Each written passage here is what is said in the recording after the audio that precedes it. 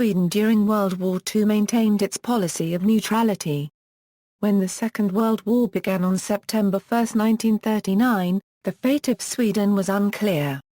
But by a combination of its geopolitical location in the Scandinavian Peninsula, successful realpolitik manoeuvring during an unpredictable course of events, and a dedicated military buildup after 1942, Sweden managed to maintain its official neutrality throughout the war.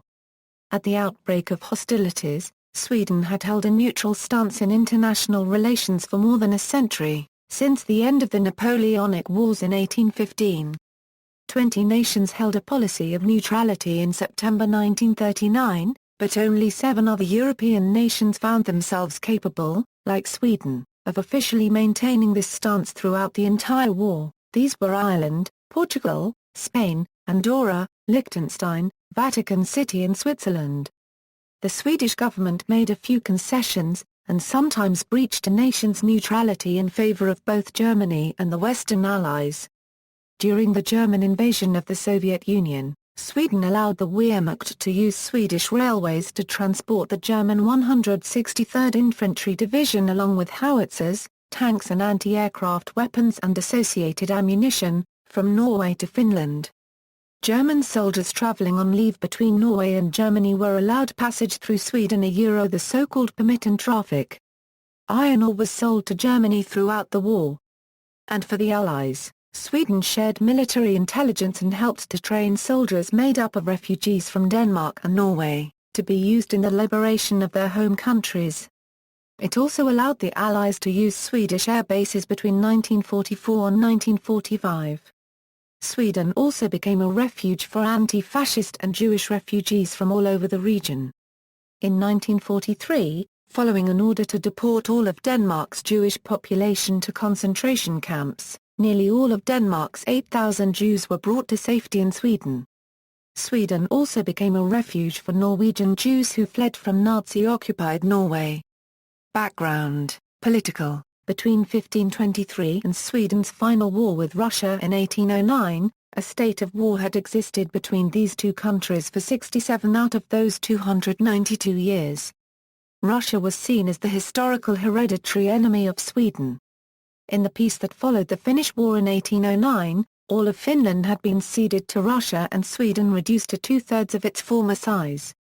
As the end of the 19th century approached, and the beginning of the 20th began, Sweden, like many other nations, became beset by strikes and public disorder. Appalling working conditions were no longer tolerated and the working class was rising against the state. In 1908 alone, there were about 300 strikes in Sweden. By 1917, Sweden unregistered trademark's need for a new political system was apparent from these riots. Since the 1880s, the socialist movement in Sweden had been divided into two opposing groups, the Revolutionary Socialists, a communist movement, and the Reformists, a social democratic movement, the latter being the larger of the two. In 1917, the rules of democracy were changed in Sweden, the electorate unregistered trademark size grew and in 1921, women were also allowed to vote. But even these reforms were seen as far too radical by some conservatives. Some wanted strong leadership and did not believe in democracy. In the 1920s and 1930s, confrontations between employers and employees in Sweden continued. In 1931, this culminated with the Ådalen shootings, an incident where the military opened fire on a protest march. In the same year, a secret upper-class militia, the Munkska Kajenren, was exposed. It had recruited about 2,000 men and had access to heavy weaponry. It was disbanded the next year. At the other end of the political spectrum, following the Russian Civil War, the Russian Empire had become the Soviet Union and many Swedish communists were cooperating with this new Soviet regime, seeking to realize a world revolution. Compromise and a parliamentary system were thought to stand in the way of a more equal and just society. A new cabinet led by the Social Democrats with Per Albin Hansson as Prime Minister, took control in 1932. A policy of cooperation and consensus was pursued, which led to a furthering of the divide between the two socialist factions, the Communists and the Reformist left. the distance between these two, at least at the ideological level, became so great that the communists often referred to the Social Democrats as the Social Fascists. Apart from a period termed the Vacation Government between June 19 and September 28, 1936, Per Albin Hansson was to be the Prime Minister of Sweden until his death in 1946. Military: Sweden had very few tanks in the interwar era. For a time, the entire armoured corps consisted of 10 Stridsvagn MF/21s. This was a design based upon a German First World War tank and had been secretly purchased by Sweden in the form of tractor assembly kits. In the 1936 defence resolution, it was decided to form 2 tank battalions. Vail Berman, Chief of Army Procurement in 1937, commented, "Har currency RFA paragraph kra currency VDES total nyanskaffning av deras viktigaste inhar stridsvapnarna. Redan på ett tidigt stadium fick vi dock klart för paragraf att om vi enbart valde kornen utrustad varna skuld ha paragraf GST komma up till ett antal av 15-20. To make sure training at the battalion level would be possible, machine gun-equipped tanks were purchased as well." By 1939, Sweden had 48 Czechoslovakian-built tanks with machine gun armament and about 20 Landsverk L-120 tanks armed with a 37 main gun. The Swedish army had been organized into 4 divisions since the 1890s, with the regiments of Northern Norrland and Gotland standing as separate units. This was outdated, and in 1942, a new military organization was adopted. Pre-war trade: during World War II, Swedish industry had to supply an increased share of its own domestic goods owing to the British blockade of the North Sea, whilst satisfying the vastly increased demand for armaments. Before the war, the annual production of armaments was typically measured in tens of millions of Swedish krona, but during the war, outputs exceeded 1 billion Swedish krona. Military balance: Sweden's long-standing policy of neutrality was tested on many occasions during the 1930s. The challenges come from a strongly rejuvenated, nationalistic Germany.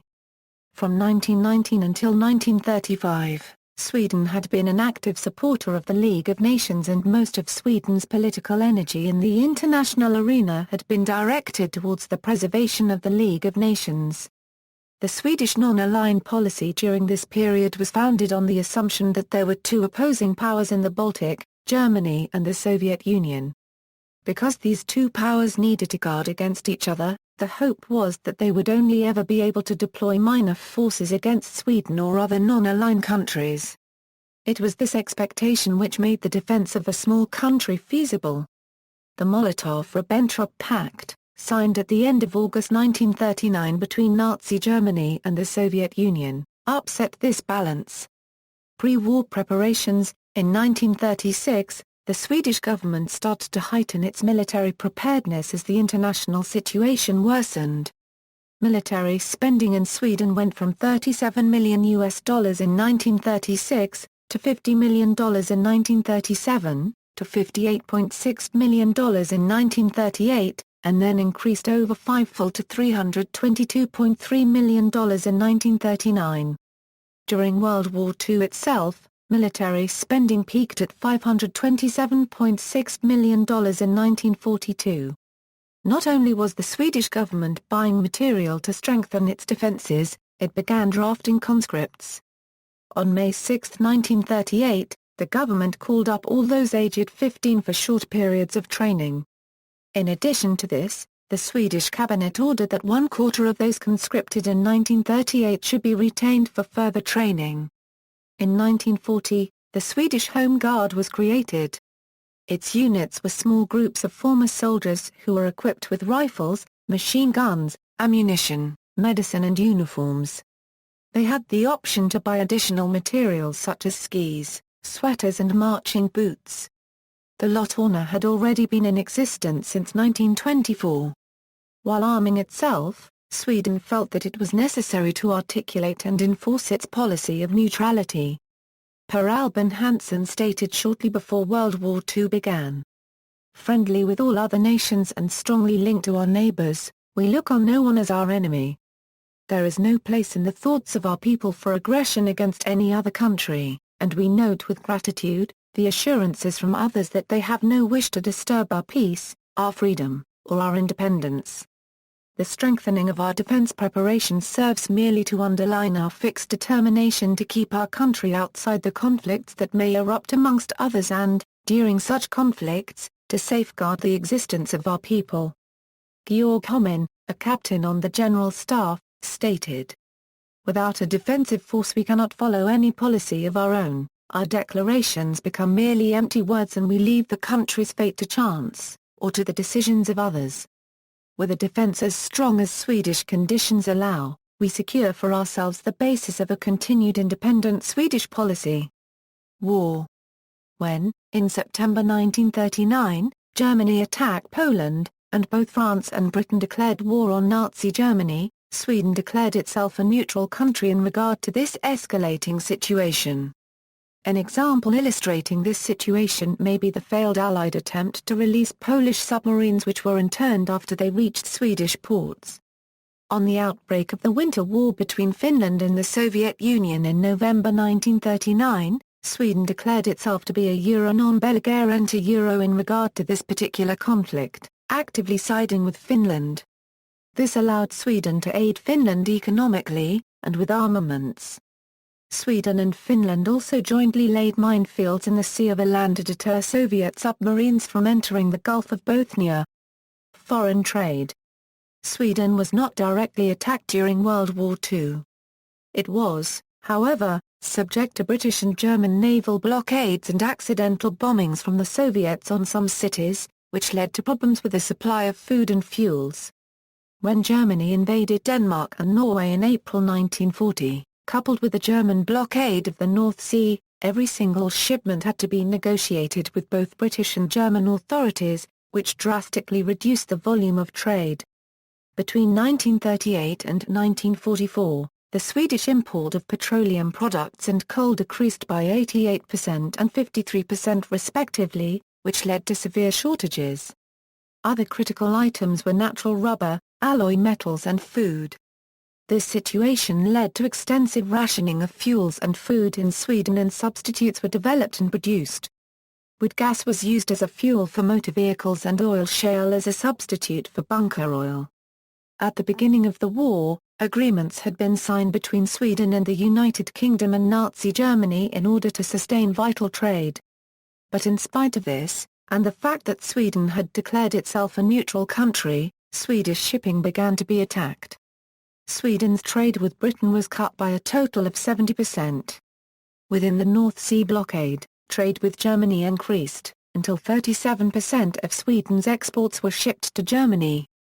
For very important goods such as ball bearings for the British aircraft industry, delivery was made by blockade runners, using rebuilt motor gun boats, which could use winter darkness and high speed to penetrate the German blockade of the Skagerrak Straits between Norway and the northern tip of Denmark.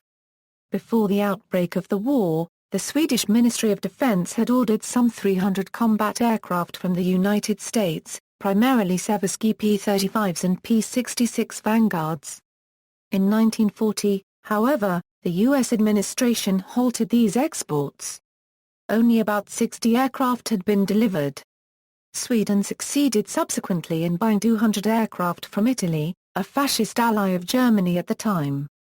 These aircraft were primarily Fiat Creek 42s, Reggiane 2000s, and Caproni Car 313s. Winter War, impact on domestic politics. War broke out between Finland and the Soviet Union in November 1939. In Sweden, the Liberal, Conservative and agrarian parties were concerned about a perceived threat from the Soviet Union.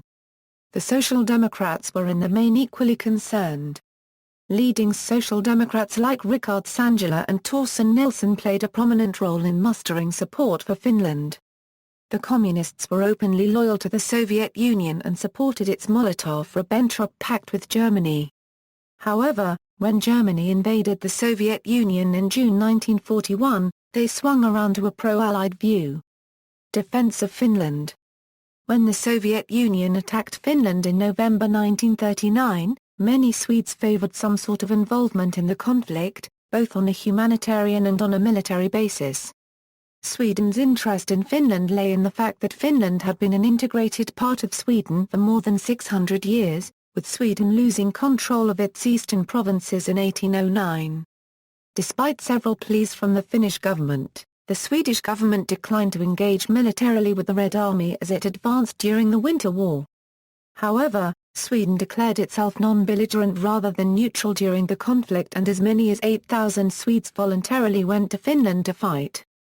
The Swedish government and public also sent food, clothing, medicine, weapons and ammunition to aid the Finns during this conflict.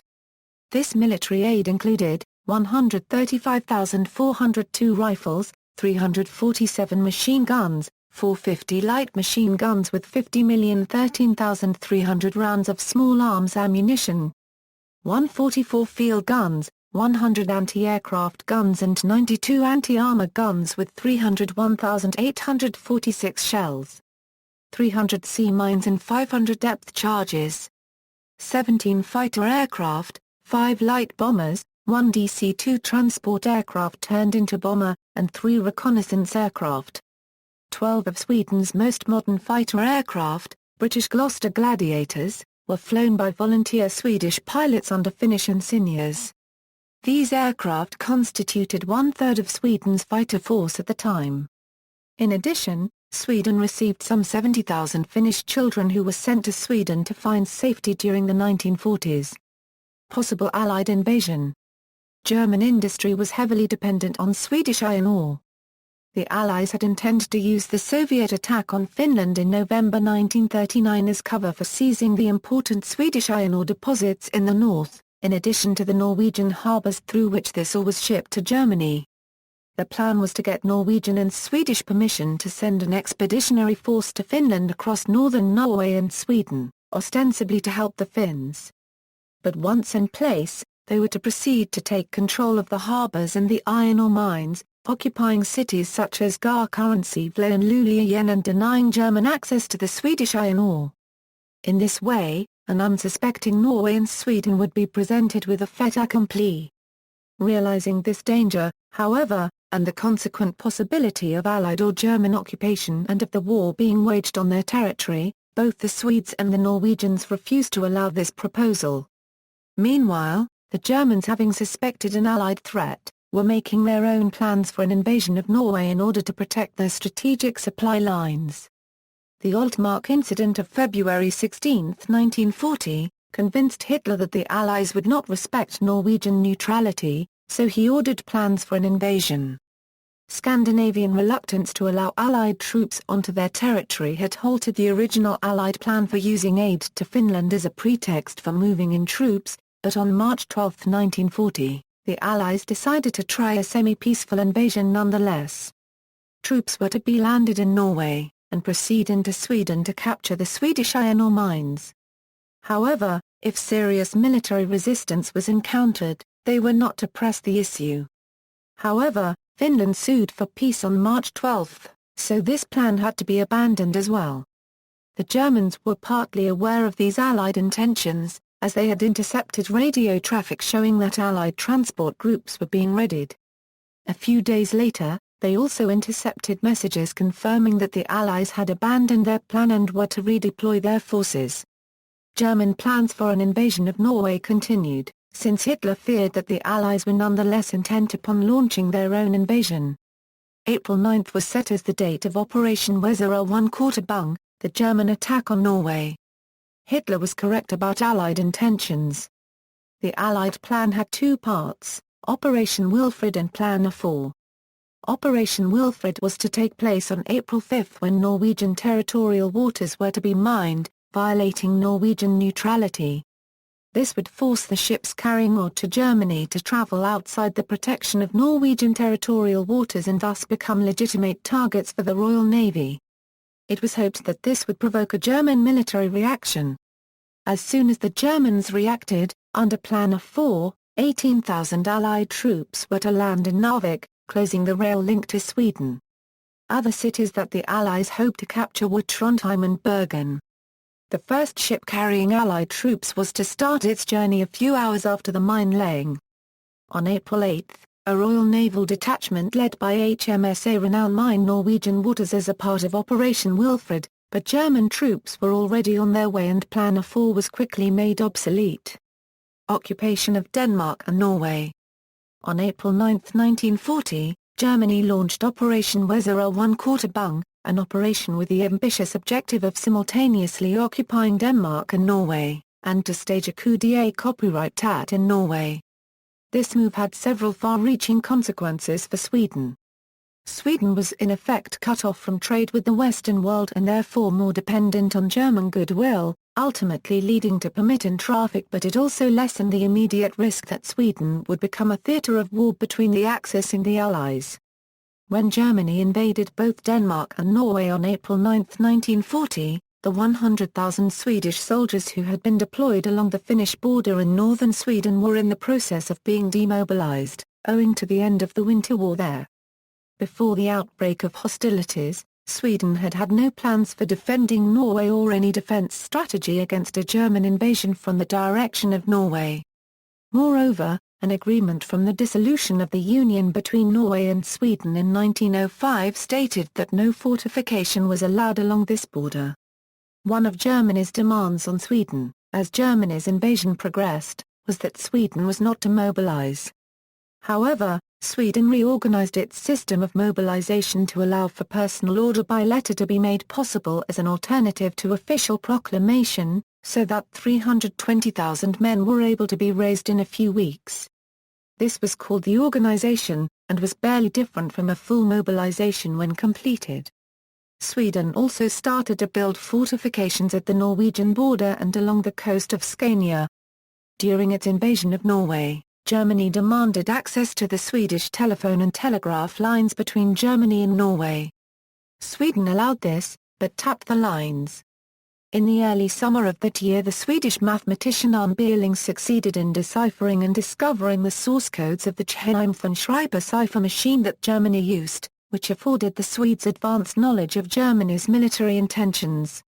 Although the British Plan 4 had not been able to be carried out, Allied troops were swiftly sent to Norway and were able to fight alongside the Norwegians unsuccessfully against the German invaders.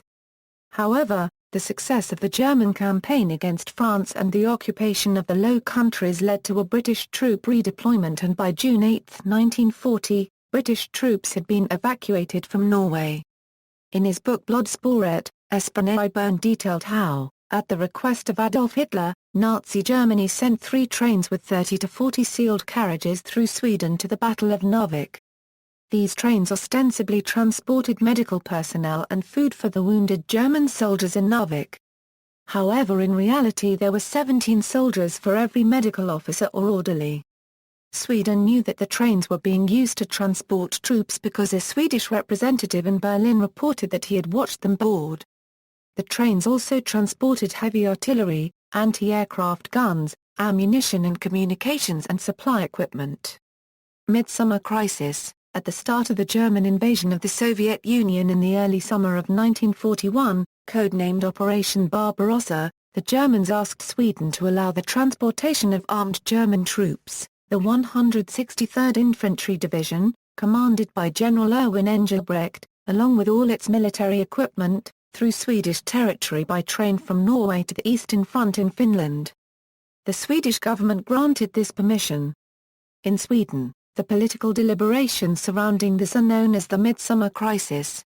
However, according to research by Carl Gustav Scott, there never was a crisis. He argues that the crisis was created in historical hindsight in order to protect the political legacy of the Social Democratic Party and its leader Per Albin Hansson.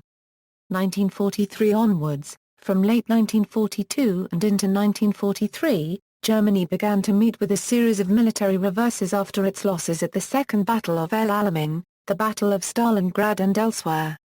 Germany was forced into a more defensive position as the Allied forces met with unaccustomed success on the battlefield, such as in North Africa. It was becoming increasingly apparent to Sweden that Germany was unlikely to win the war. Prior to 1943, Sweden's policy of neutrality had been largely under the close scrutiny of Germany. After August and September 1943, however, Sweden was increasingly able to resist German demands and to soften its stance to Allied pressure. However, despite Germany's new, defensive posture, Sweden's constant fear was that the unexpected would happen, an attitude that continued until the very end of the war. With Germany's weakening position came stronger demands from the Allies. They pushed for Sweden to abandon its trade with Germany and to stop all German troop movements over Swedish soil. Sweden accepted payments from the Allies to compensate for this loss of income through reduced trade with Germany, but continued to sell steel and machine parts to Nazi Germany at inflated smugglers' rates. Training of Norwegian and Danish troops. During the war, more than 50,000 Norwegians fled to Sweden. These refugees were sent to camps at Ariride in Småland and Kjisa currency der in Saar paragraph der Manland. From the summer of 1943 onwards, the military training of Norwegian troops was carried out in Sweden, in cooperation with the Swedish government and the Norwegian government in exile in London. To prevent protests from Nazi Germany, this training was ostensibly for the Norwegian police. From the start, the recruits only had light infantry weapons, but later they were able to train with artillery. Military exercises were held in Dalarna in December 1944 and in Harkarenselsingland in spring 1945. 8,000 men took part in this latter exercise. In all, around 15,000 men were trained and organized into 10 battalions, and at the end of the war, 8 of these battalions, about 13,500 men, were ready for action. They entered Norway on May 8, 1945. The number of Danish refugees had been much lower than the 50,000 Norwegians, but a brigade of about 3,600 Danish men was also trained and they were transferred to Denmark on May 5, 1945. The Barcarens-CKEBO rocket. On June 13, 1944, a V-2 rocket under test by the Germans from Pianema 1/4 NDE crashed in Sweden after the rocket had flown into cumulus clouds which had strayed into the controller's line of sight. It was supposed to crash in the sea outside Bonham in occupied Denmark. V-89 contained Kiel Strasbourg joystick radio control equipment that had been designed for the Wasserfall anti-aircraft missile, a development of that used to guide the Henschel HS-293 glide bomb. The ground controller appeared to have no trouble maneuvering the rocket until it disappeared into the high cloud layer. A captured German prisoner later explained to the British that the controller was an expert at steering glider bombs from aircraft, but that the spectacle of a rocket launch had caused him to incorrectly operate the control lever in his astonishment. Pianema 1/4 NDE guidance and control expert Ernst Steinhoff explained that the excited operator applied a set of plan corrections in the opposite direction to the way he had been instructed. The rocket subsequently exploded in an airburst several thousand feet above the county of Barcarens-CKEBO, mainly over a farm with no injuries, and the valuable wreckage was exchanged with Britain by the Swedes for Supermarine Spitfires. On July 31, 1944, experts at the Royal Aircraft Establishment at Farnborough in Hampshire, England, began an attempt to reconstruct the missile. U.S. military scientists subsequently received some of the recovered parts from the British. The American rocket pioneer Robert H. Goddard examined those components as part of his work aiding the U.S. military, and Goddard is reported to have recognized components he had previously invented, and inferred that his brainchild had been turned into a weapon. Humanitarian effort. In 1943, Sweden received nearly all of Denmark's 8,000 Jews. With the dissolution of the Danish government in the summer of 1943, the German authorities had decided to deport Denmark's Jewish population to concentration camps. However, the Danes successfully ferried all but 450 of the Jews across the straits between Copenhagen and the Swedish mainland, across waters that were patrolled by German Schnellboots, in an unprecedented rescue effort. Once in Sweden, the Danish Jews were granted asylum and taken in by Swedish families. Many stayed in Sweden after the war. Sweden also received refugees from Finland and Norway, including some of Norway's Jews. All this, as well as the protection of Sweden's own Jewish population, was made possible by Sweden's neutrality. A daily newspaper in Sweden, the Svenska Dagbladet, said that Sweden did more to assist and save Jews than any other country. Neutrality also made it possible for Sweden to have physical access to Germany, which was not only useful to Swedish intelligence but to Allied intelligence as well. Employees at ASEA, LM Ericsson and the Swedish match factory acted as couriers for the Polish resistance. King Gustav V of Sweden attempted to use his diplomatic connections with German leaders to convince them to treat Jews more humanely, as evidenced through his correspondence, although to little effect. Count Folke Bernadotte, a relative of the Swedish royal family, was able to communicate with the German government and relay information back to Sweden, as did other diplomats. He also contributed in saving 15,000 prisoners from concentration camps, as did Valdemar Langlet and the famous diplomat Raoul Wallenberg, who may have saved up to 100,000 Hungarian Jews. Many Swedish noblemen used their personal connections and wealth to take in and find temporary Swedish homes for children from neighboring countries, mainly Denmark and Finland. Werner Dankwart served as the first secretary for the German legation in Stockholm during the German Nazi regime and secretly helped Jewish children to escape from Germany into Sweden inside wooden crates. Press freedom. The Swedish public sentiments were widely published in the Swedish press, causing many protests from the German government and prompting the Swedish government to censor some areas of the press on a limited basis. In Sweden during this time, the press fell under the control of several authorities, despite contemporary claims that the Swedish press was free. The Swedish Government War Information Board determined what military information could be released and what information should remain secret.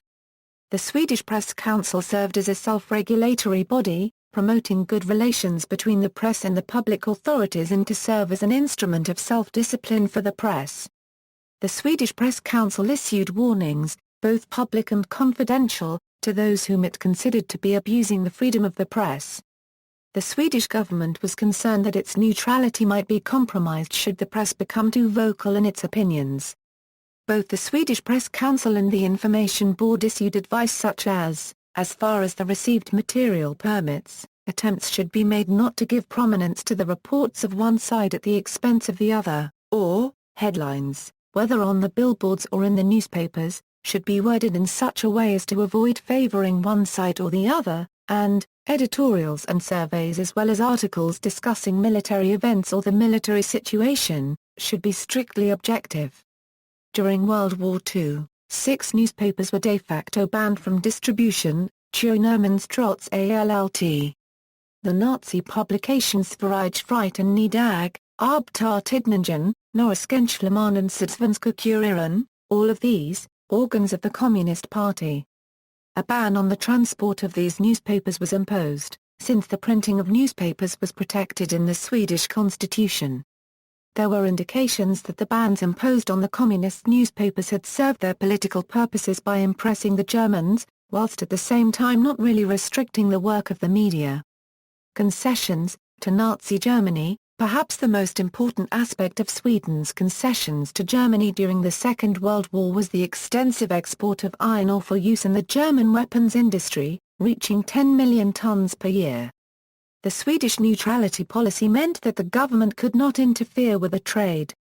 As Germany's preparations for war became more apparent and the risk of another war became obvious, international interest in Swedish iron ore increased. At the time, British intelligence had estimated that German industry relied heavily on Swedish iron ore and a decrease or halt in Swedish ore exports could have a disastrous effect on Germany's military efforts. This is a contentious view that has been debated in the aftermath of the war. Sir Ralph Glynn, a British Member of Parliament, claimed that a cessation of Swedish iron ore exports would bring the war to an end within months. Given that Britain had been unable to prevent the successful invasion by Nazi Germany of both France and Norway, the Swedish government was not convinced that the British could protect them and opted to continue exports. The iron ore provided much-needed gold bullion, food and coal from Germany. The iron ore was transported by sea from the Norwegian town of Narvik and from Luleå in northern Sweden. These shipments were attacked by British aircraft and submarines in the Atlantic and North Sea and by Soviet submarines in the Baltic. About 70 vessels were sunk and 200 sailors lost their lives. Responding to German appeals for volunteers to fight the Soviet Union, Approximately 180 Swedes enlisted in Germany's Waffen-SS, and saw combat against Soviet troops on the Eastern Front. This was a choice made by individual Swedish citizens, contrary to Swedish government policy. Their number was small compared to occupied countries, in which officials encouraged enlisting for the Eastern Front. Many more joined the Allies, which was also contrary to government policy. With a blockade of the Skagerrak Straits between Norway and the northern tip of Denmark, the Swedish merchant navy found itself physically divided. The vessels that were inside the Baltic Sea traded goods with Germany during the war, whilst the greater number of vessels was leased to the Allies for convoy shipping. Approximately 1,500 Swedish sailors perished during the war, mostly victims of mines and U-boat attacks. German merchant raiders too would stop and capture or destroy Swedish vessels carrying cargoes for Allies. For example, this was the fate of MVs Trillium and Sir Ernest Cassel, both destroyed by German auxiliary cruiser Thor. The same Thor also accidentally collided with HM Bothnia in the fog while carrying cargoes for Germany, causing it to sink. In the meantime, other German merchant raiders would masquerade as Swedish merchant vessels. To the Allies, Sweden made efforts to help the Allied forces. From May 1940, a large part of the Swedish merchant navy that found itself outside the Baltic, totaling about 8,000 seamen, was leased to Britain. €200 Swedes travelled to Norway to fight the German invasion. German telegraph traffic to occupied Oslo went through Swedish leased cables which the Swedes intercepted. The traffic was encrypted with Germany's Geheimschreiber device, but the cipher code was broken by Swedish mathematics professor Arne Bieling in early summer 1940, and the results from this espionage were sent to the Allies through the Polish resistance movement. When the German battleship Bismarck embarked on her voyage to attack the Atlantic convoys, Swedish intelligence informed the British of her departure from port. Swedish businessmen and diplomats were also actively spying for the Allies, in Berlin and in the occupied territories. In 1945, as the Allies were planning to liberate Denmark and Norway, the United States wanted Sweden to cooperate in this action. Sweden began preparing for Operation Ra Currency DDA Danmark, in which Sweden was to invade Zealand from Scania. After Denmark had been liberated, Sweden was to assist the Allies in the invasion of Norway. This proved not to be necessary, but U.S. planes were allowed to use Swedish military bases during the liberation of Norway, from spring 1944 to 1945, and the Allies were also collaborating with the Swedish Military Intelligence and Security Service. Sweden allowed Allied spies to listen to German radio signals from a station on a land. A location was also established in Malmö Paragraph for the British military to lead bombing actions in Germany. Additionally, from 1943 onwards, Norwegian and Danish soldiers were trained at Swedish military bases. Sweden had also set up a series of training camps along the Norwegian border for the Norwegian resistance movement. Aftermath: the Prime Minister of the United Kingdom during World War II, Winston Churchill, accused Sweden of ignoring the greater moral issues and playing both sides for profit during the conflict, including its supply of steel and machine parts to Nazi Germany throughout the war. Such claims, however, use a different definition of the word neutral from that defined in the 1907 Hague Convention, which set out the rights and duties of belligerents and neutral countries. Forced refoulement to the Soviet Union. In January 1946, Sweden forcibly transferred to the Soviet Union over 146 Baltic and 2,364 German soldiers who had been interned in Swedish prison camps. At least 7 of the internees committed suicide at their camp in the village Rinkeby, Kristianstad, Skåne, Sweden, rather than allowing themselves to be sent by Sweden to near certain death in the Soviet Union.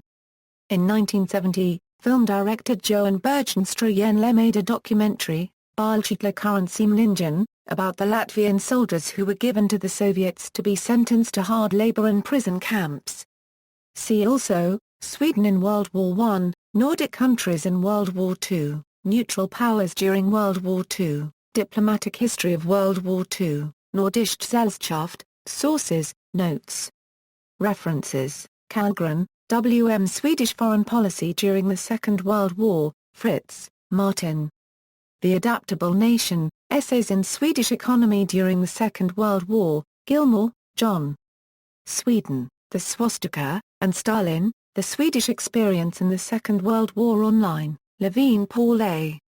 Swedish Neutrality During the Second World War, Tactical Success or Moral Compromise? In Wiley, Neville, European Neutrals and Non-Belligerents During the Second World War, Levine, Paul A. From Indifference to Activism, Swedish Diplomacy and the Holocaust, 1938–1944, Ludlow, Peter. Britain and Northern Europe 1940–1945, Scandinavian Journal of History 4, 123–62, Ross, John. Neutrality and International Sanctions. New York, Praeger. ISBN A978-0-275-93349-4, Scott, Carl Gustav. The Swedish Midsummer Crisis of 1941, The Crisis That Never Was. Journal of Contemporary History 37. OCLCA 196,909,719 Walber Currency CK, Krista. Sweden, Secrecy and Neutrality, Journal of Contemporary History 2 No. 1, Ziemke, Earl F. The German Decision to Invade Norway and Denmark. Command Decisions. United States. Department of the Army. Office of Military History. OCLCA 1,518,217 German rockets, Acelius, Gunnar. The Rise and Fall of the Soviet Navy in the Baltic, 1921–1941. Psychology Press. ISBN A0-7146-5540-6 Beckman, Bengt. Codebreakers. Providence, American Mathematical Society. ISBN A978-0-8218-2889-2. Collier, Basil. The Battle of the V-Weapons, 1944–45. Morley, Elmfield Press. ISBN A0-7057-0070-4. Franklin, Thomas. American in Exile, Anne, The Story of Arthur Rudolph. Huntsville, Christopher Kaler Compania, Galia Ski, Jakub Zeff. Hitler's Last Weapons, The Underground War Against the V-1 and V-2. New York, Times Bookser, Husel, Dieter K. Pianima 1/4 NDE to Canaveral. Englewood Cliffs, New Jersey, Prentice Haller, Clay, Ernst. Merck, Otto, 1963. The Birth of the Missile, The Secrets of Pianima 1/4 NDE. Hamburg, Gerard Stalling Verlager, Neufeld, Michael J. The Rocket and the Reich, Pianima 1/4 NDE and the Coming of the Ballistic Missile Era. New York, The Free Press. ISBN A0-02-922895-6. Ordway, Frederick. The Rocket Team. Detroit, Apogee Books. ISBN A978-1-894959-00-1. Pocock, Roland F. German Guided Missiles of the Second World War. New York, Arco Publishing Company, Incorporated. Rickmans Powell, Mark. Waffen-SS Encyclopedia. City, Bergner Prairie. ISBN A978-0-9717650-8-5. In Swedish, Adolfsson, Mats. Bondupplerotchka 2 Strider, 1719–1932. Natoroch Kultura. Svenskt Militärkurrency Historiskt Bibliotek. ISBN A978-91-27-02633-9. Andra Copyright N, Nils Bertel Einar. McBallens och Alliansfrihet. Nostidsjuridik. ISBN A978-91-39-00037-2. Linda, Jan. Andra var currency RLDSKRIGET och Stockholm, Svenskt Militärkurrency Historiskt Bibliotek. ISBN A91-974056-3-9. Wangel, Carl Axel. Sveriges militärkurrency Rabaridskap 1939 Euro 1945. Stockholm, militärkurrency Ristoriska far paragraph RLAGET. ISBN A978-91-85266-20-3A.